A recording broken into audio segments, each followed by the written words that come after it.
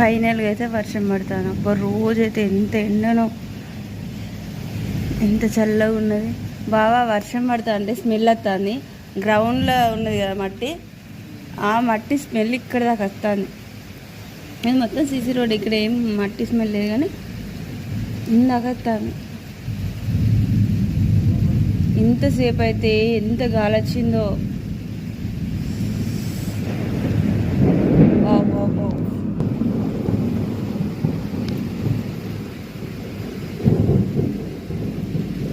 ప్రశాంతంగా వాతావరణం ఉండి వాన పడతాను. ఇంతసేపు 1/2 అవర్ వచ్చింది బాగా గాలి.